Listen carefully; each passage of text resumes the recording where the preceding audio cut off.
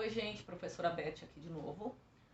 O tema da nossa aula hoje vai ser reforma protestante, tá? Vamos lá então? Século XVI, vamos nos situar, Europa Ocidental, tá? Todas as pessoas que até então se consideram cristãs, elas são católicas e seguem todas as orientações religiosas do Papa, tá? Vindas de Roma. Porém, vão começar a surgir diversas igrejas cristãs que não vão ser católicas e que não obedecem ao Papa, certo? E vão discordar dos católicos em vários pontos, tá? O surgimento dessas novas igrejas, tá? Desse movimento de surgir novas igrejas vai receber o nome de Reforma Protestante, tá? Então, para a gente entender melhor, vamos por partes. Primeira parte em que eu vou abordar vai ser a questão das indulgências. O que são as indulgências, tá? Com o tempo, como a gente já viu nas nossas aulas passadas, a Igreja Católica ela acumulou muito poder, porque ela é uma instituição secular, certo? Lembram que ela já veio lá de Roma. Então ela era rica, tinha vários feudos, quase todas as pessoas tinham que pagar dízimos, que são taxas, tá? Inclusive os nobres, para a igreja, tá? No século XV e XVI, como a gente já viu na nossa aula passada, a gente teve o Renascimento. Lembram disso, né? O surgimento de novas ideias que vão questionar essa mentalidade medieval, certo? Como, por exemplo, o antropocentrismo. Lembram disso que eu falei? Idade Média, a gente tinha Deus como centro do universo. Tudo era por causa de Deus. E no Renascimento, a gente tem o antropocentrismo, que é o oposto desse Deus no centro do universo, que era o teocentrismo. O que é o antropocentrismo? Ao pé da letra é o homem como centro do universo, o homem como centro das coisas. E junto o humanismo, certo?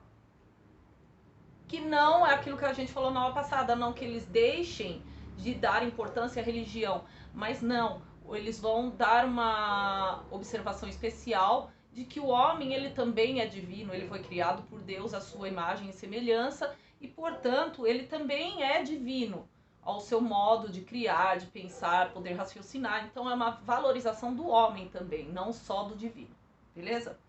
As mudanças mentais vindas com o humanismo, no Renascimento, enfim, elas vão começar a estimular as pessoas a questionarem a riqueza e o poder da Igreja Católica, tá? Por que a gente tem que pagar tantos impostos para a Igreja? Por que a gente tem que obedecer aos padres? Eu preciso deles para entrar em contato com Deus, certo?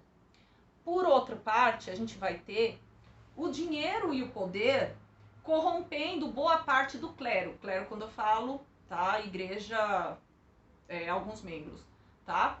Então, por exemplo, a gente vai ter vários padres que são desonestos, que vivem na fartura, banquetes enormes, né, enquanto boa parte da população passa fome, roupas luxuosas e orgias. Inclusive, alguns padres, eles eram, sim, donos até de bordéis nesse período, tá?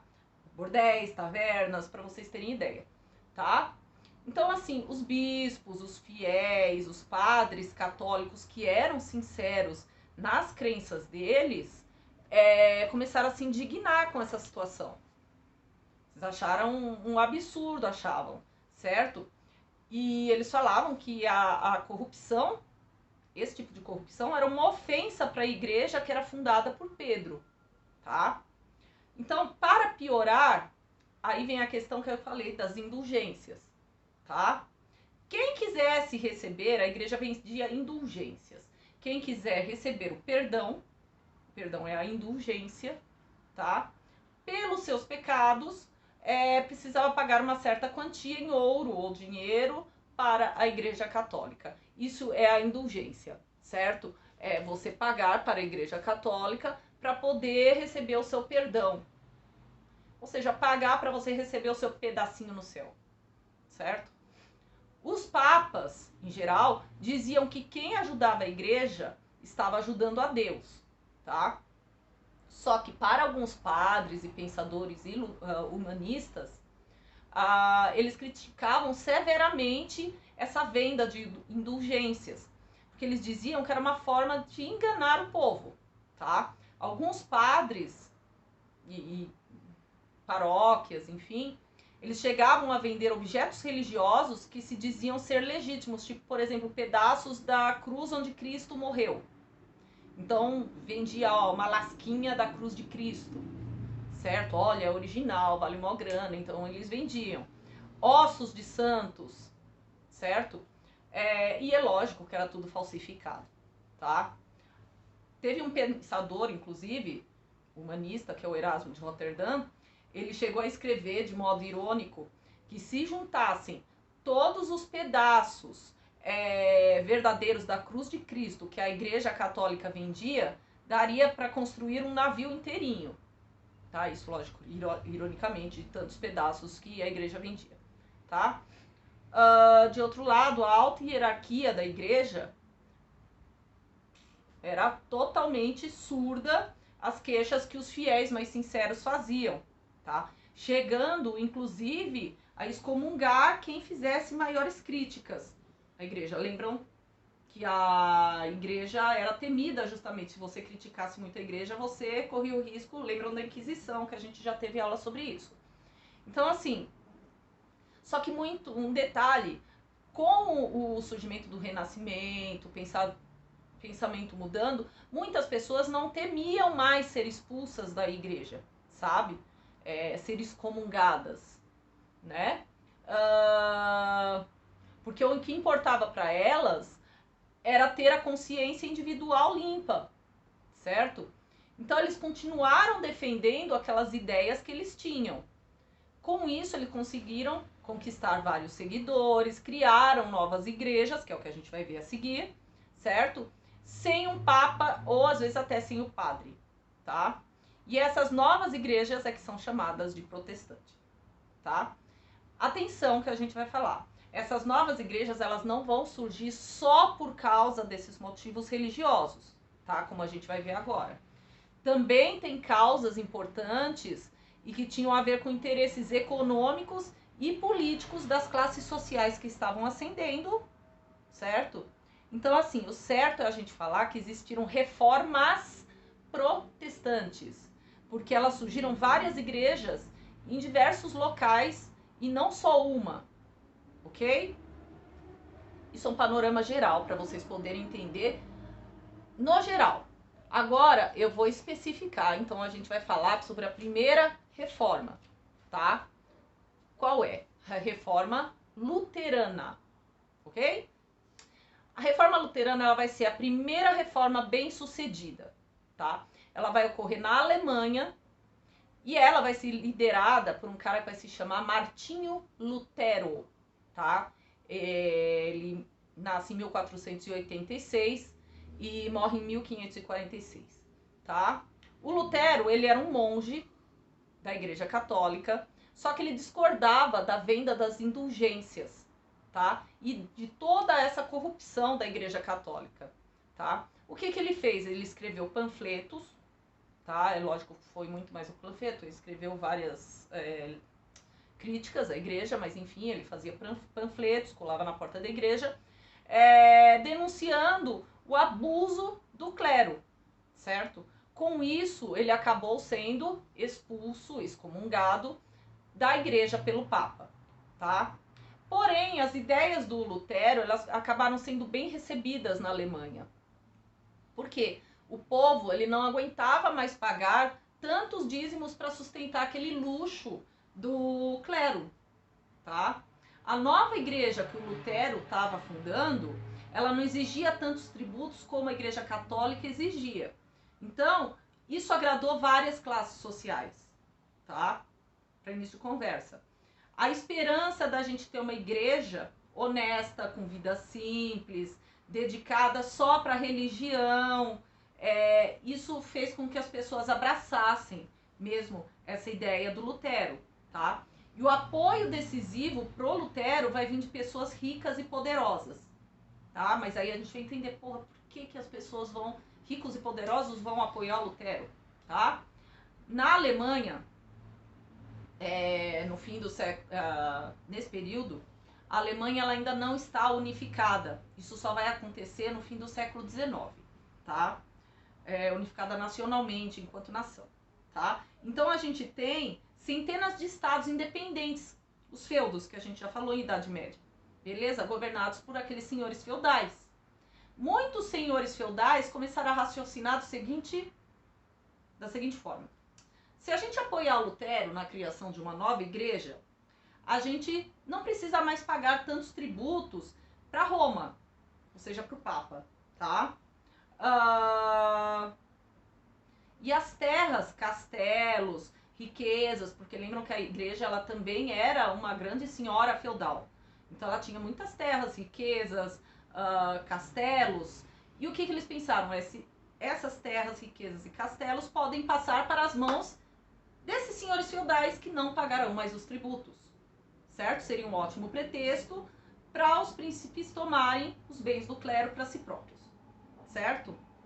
Outro fato, os príncipes alemães, eles temiam que a Alemanha pudesse ser dominada pelo rei espanhol Carlos V, que era católico, certo? Então, ao apoiar Lutero nessa causa, é como se eles estivessem falando diretamente um não para a tentativa do Carlos de se tornar imperador da Alemanha, ok? Até aí, ok, tá? Lembram que eu falei, principal fato da igreja, se a gente contestasse a igreja católica, você poderia ser preso, queimado na fogueira como herege? Lembram da questão da Inquisição, né? Pois bem, por que o Lutero não foi preso? Tá? O Lutero ele teve ajuda daqueles príncipes feudais, então ele ficou em segurança em um castelo, tá? Cercado de muralhas, guardas, ele tinha comida, tinha bebida e ficou escrevendo e divulgando as suas ideias, certo? Tanto que ele fez uma das primeiras traduções da Bíblia, que então a Bíblia era só feita em latim. Todo mundo ia para a missa, mas a Bíblia era lida em latim, certo? E ele faz uma dessas traduções da Bíblia. Enfim, para não só ficar na mão de quem sabe ler latim, se tornar uma coisa mais global, tá? Quais os pensamentos do Lutero, tá? Só a fé pode levar para a salvação, tá? Portanto, os seres humanos, eles podem orar e entrar em contato direto com o Criador sem ter um padre ou uma igreja, tá? O cristianismo, ele não deve se submeter à tradição.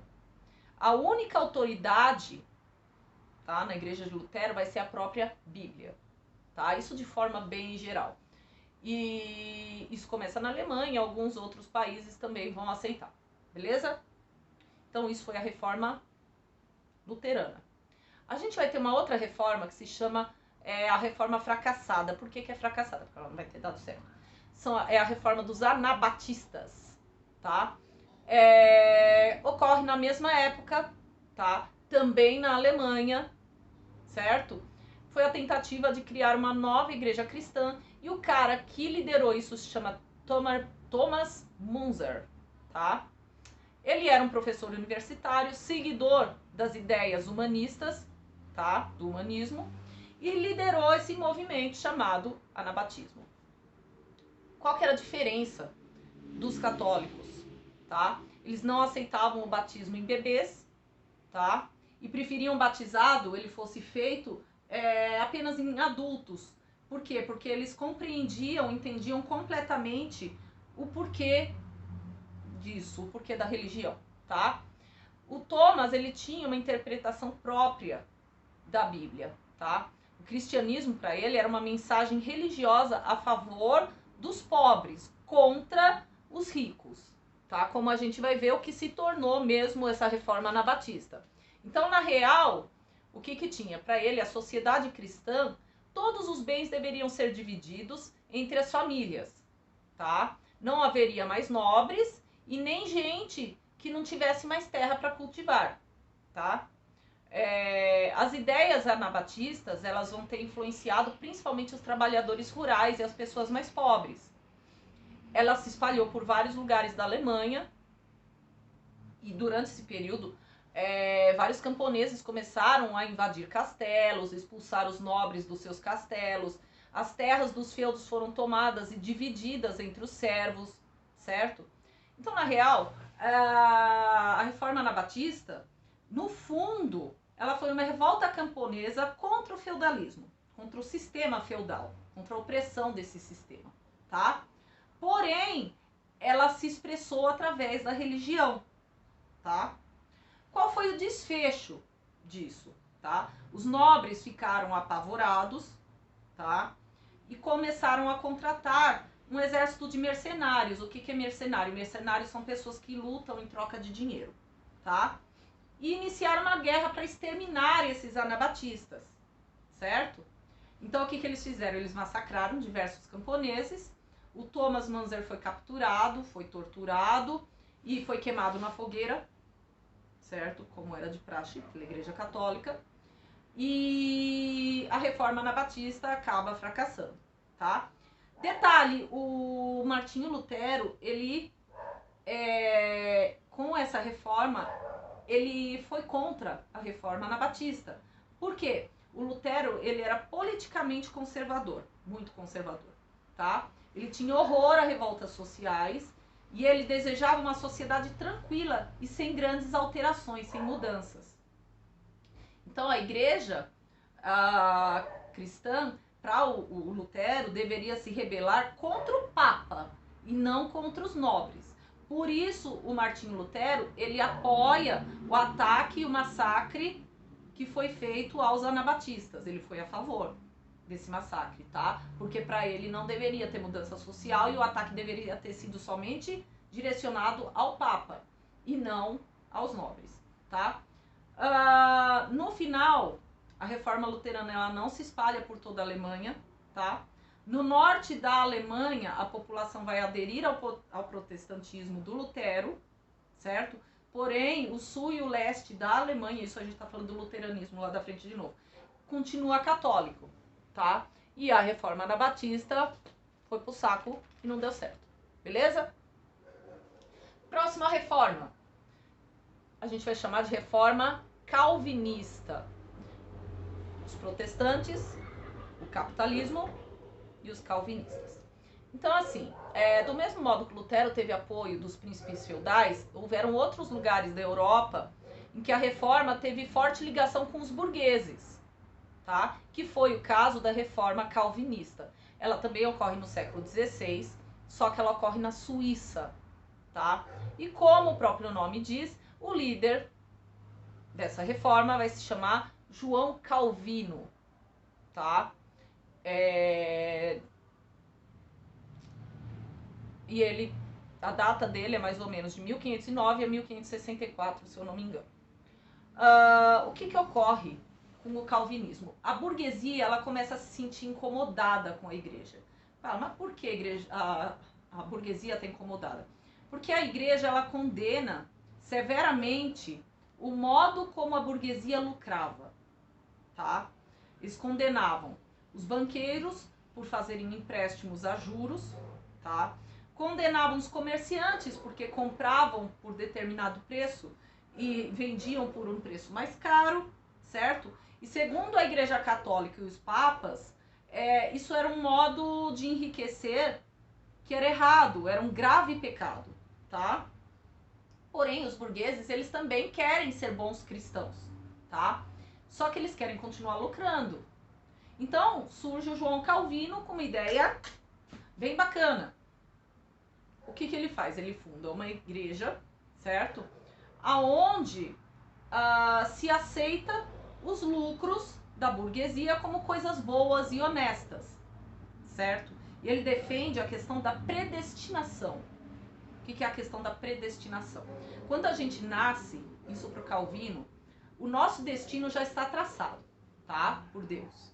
Então, assim, ou seja, se a gente vai ser salvo ou se a gente vai para o inferno, não depende da nossa vontade, tá?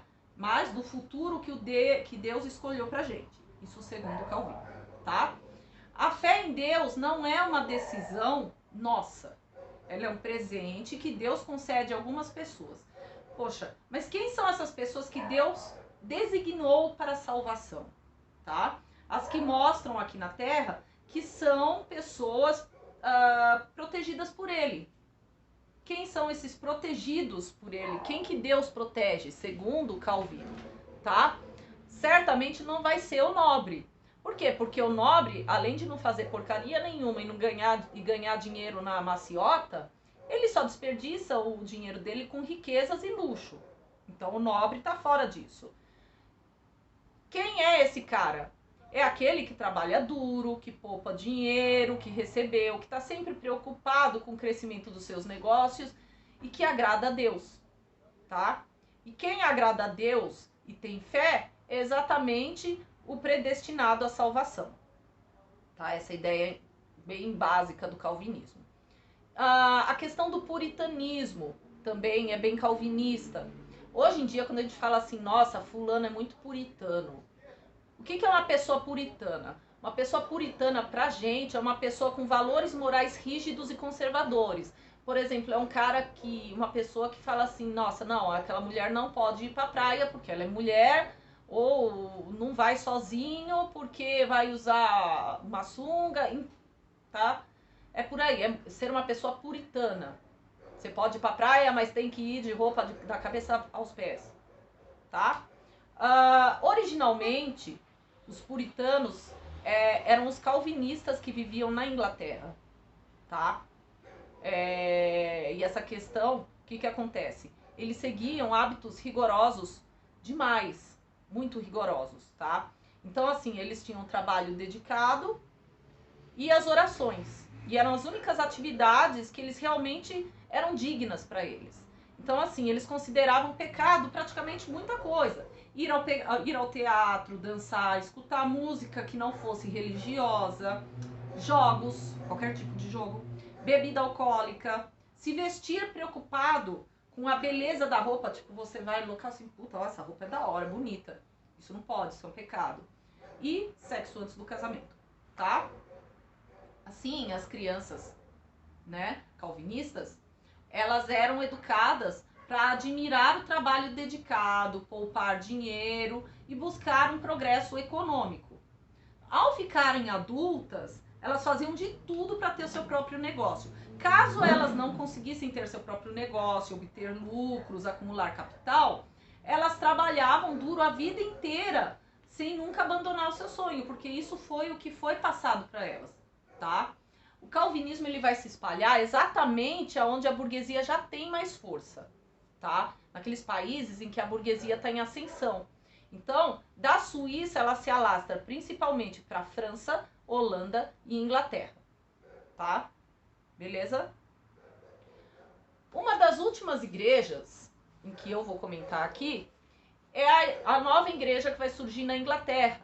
E essa igreja vai ser a anglicana, tá? E na Inglaterra a reforma ela vai ser implantada por duas maneiras, tá?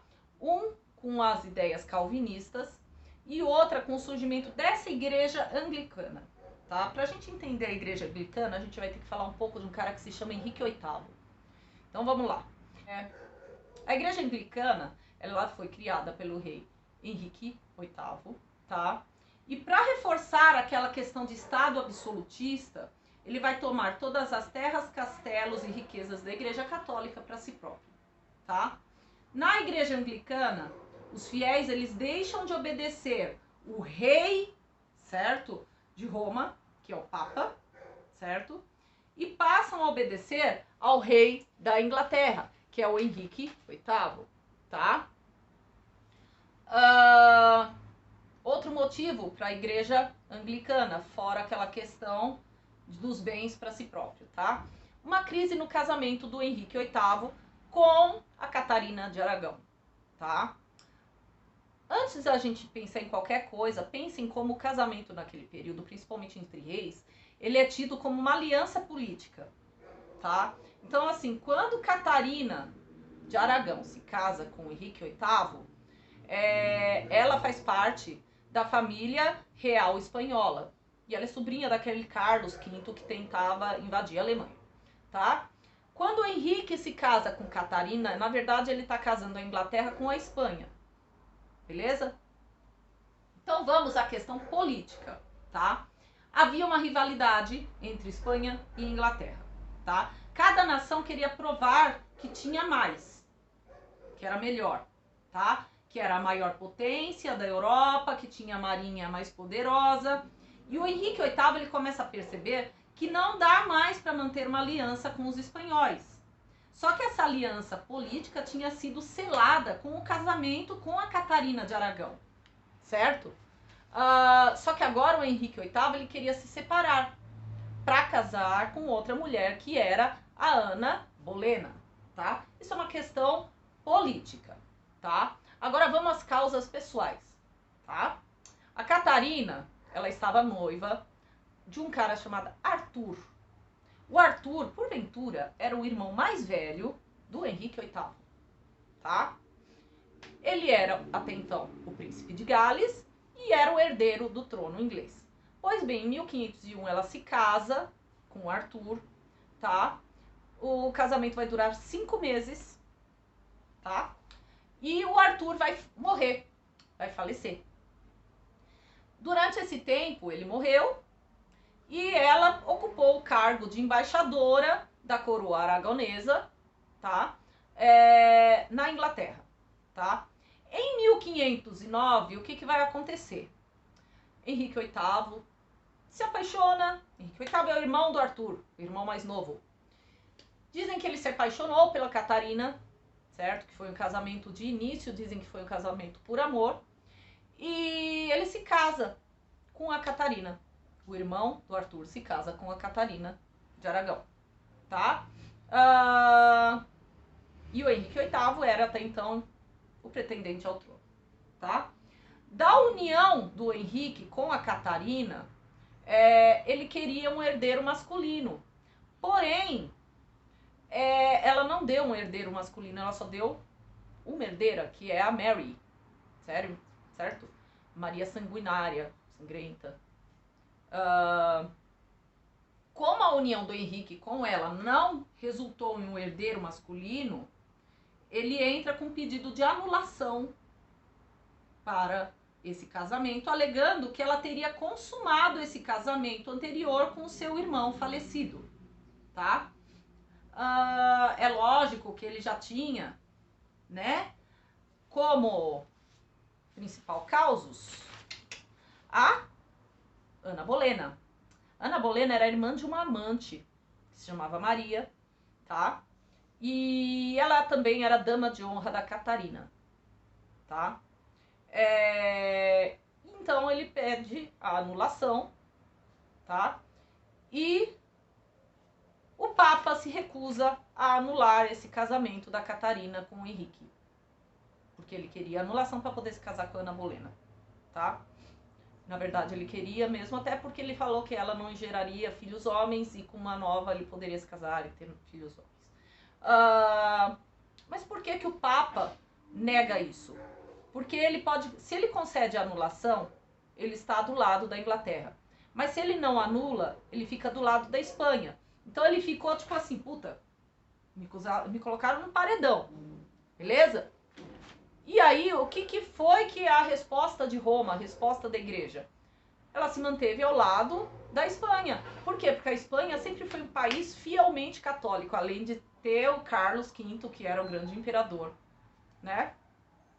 Furioso, puto da vida, o Henrique VIII ele vai criar a igreja anglicana, que obviamente vai dar permissão para ele se casar com Ana Bolena, já que o próprio chefe do Estado é ele, não mais o Papa, certo? Então, a igreja anglicana ela vai ser criada por 2 motivos principais: submeter a igreja ao Estado, tá? Tudo que o Estado faz, e anunciar o rompimento da aliança com a Espanha, tá? Então, com isso, o que aconteceu? Segundo a Igreja Católica, a anulação não foi concedida, A Catarina, ela sempre disse que ela casou virgem com o Henrique VIII, ela bateu firme nisso, e até o final da vida, para a Igreja Católica, a Catarina era a rainha da Inglaterra, certo? Não foi dado a anulação perante a Igreja Católica. Agora, perante a Igreja Anglicana, sim, ocorreu essa anulação, e o Henrique se casou com a Ana Bolena, tá? A Igreja Católica, a gente vai ver o que ela vai fazer daqui a pouco. Como vocês são bem curiosos sobre o Henrique VIII, eu vou colocar aqui quais são as esposas que o Henrique VIII teve. Então a primeira foi a Catarina de Aragão. Ele se casou por amor, certo? Ficou 23 anos com ela casado, certo? Pela questão do protestantismo. Se a gente for ver na via católica, ele foi casado pela vida inteira porque não houve rompimento. Enfim, eles tiveram uma filha, que foi a Mary, certo? Quando ele cria a Igreja Anglicana, ele se casa com a Ana Bolena, que era a dama de companhia da Catarina, certo? Assim como a Catarina, ela também não conseguiu gerar filhos homens para o Henrique. Ela gerou, sim, somente uma mulher que vocês conhecem, que é a Elizabeth, aquela rainha, sim, do Renascimento, certo? Ela é filha da Ana Bolena com o Henrique VIII, e ela vai ascender ao trono quando a Mary morre. Porque não, ela é a única. A Mary sobe ao trono primeiro e depois a Elizabeth, certo? Ocorreu um problema com além dela não poder gerar filhos homens, certo? Ocorre toda uma acusação de que ela teria traído o rei com o irmão dela, enfim, e o rei manda ela pra, certo? Corta a cabeça dela, certo? Vai pra forca não, guilhotina. A seguinte se chama Jane Seymour, tá? A Jane Seymour, ele se casou com ela 10 dias após a morte da Ana Bolena. Portanto, todo mundo fala que essa Jane Seymour já era amante do rei antes da Ana Bolena ir pro Beleléu, tá? Ela sim, ela deu um filho homem pro Henrique VIII. O único problema da Jane é que ela morreu 12 dias após o parto, consequências do parto, tá? E ela foi a única rainha que teve um enterro próprio de rainha, tá? De todas as esposas que ele teve, ela foi a única que teve um enterro digno de rainha, tá? Seguindo, depois da Jane, a gente tem uma que se chama Ana de Cleves, tá? Esse casamento dele durou por 6 meses somente, tá? E aí tem muito lenga-lenga, uns dizem que ela não foi escolhida pelo Henrique VIII, escolheram ela para ele. Então dizem que por ele não ter escolhido, ele achava ela feia, com cara de cavalo e não sei o quê, e ele não quis ficar com ela, o casamento não se consumou, então arrumou uma desculpa de que ela já era casada com outro nobre, ela aceitou o rompimento, beleza? E eles continuaram com uma boa relação até o fim da vida com o Henrique VIII, tá? Ela não morreu nem nada, mas também não fez diferença nenhuma. A quinta se chama Catherine Howard, tá? Quando o Henrique estava com 49 anos, ele resolveu se casar com uma mocinha de 16 anos, certo? E o detalhe é que 3 meses depois, a Catherine foi acusada de adultério com o camareiro do rei, tá? E ela também vai ser decapitada, tá? A sexta se chama Catarina Parr, que é a última esposa, vai ser a que vai ajudar a restaurar a ordem na corte, vai ficar como sucessora do trono quando ele vai para a guerra e continua morando inclusive no castelo quando o Henrique falece, tá? Isso são só curiosidades históricas, só para vocês saberem. Agora a gente vai falar o que a igreja fez, como a igreja reagiu com isso tudo, com essa questão da reforma protestante. A reação da Igreja Católica vai se chamar Contra-Reforma, tá? A Contra-Reforma a Igreja Católica, ela resolve tomar providências para recuperar o seu prestígio e parar de perder tantos fiéis, tá? Então, qual é a primeira das providências? Ela vai fazer uma faxina moral no clero, tá? Padres corruptos e incompetentes vão ser afastados. É o fim da venda das indulgências. Novos padres têm que estudar mais e vão ser controlados para não caírem em tentação.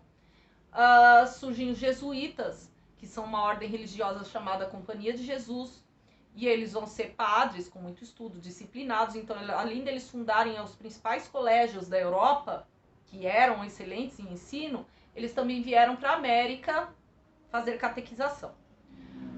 Aquele tribunal do Santo Ofício, a Inquisição, ele vai ser revigorado, tá? Ou seja, aquela velha história, eu não vou me aprofundar nisso porque vocês já sabem, quem contrariar a doutrina católica, certo? Vai para a fogueira, enfim, é acusado como herege e tal.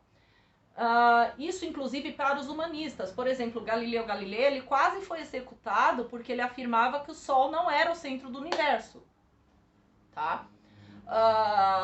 O Index vai ser criado. O que é o Index? O Index é um índice de livros proibidos pela Igreja Católica. Eles proibiam a publicação desses livros. Por quê? Porque eram moralmente duvidosos para a Igreja Católica, tá? Então eram livros proibidos. Existia um índice. Enfim, e assim a Igreja vai tentar segurar os seus poucos fiéis, que ainda tinham, tá? Nossa aula vai ficar por aqui, tá? Qualquer dúvida, a gente vai se falando, me procurem e até a próxima videoaula. Tchau, tchau, gente.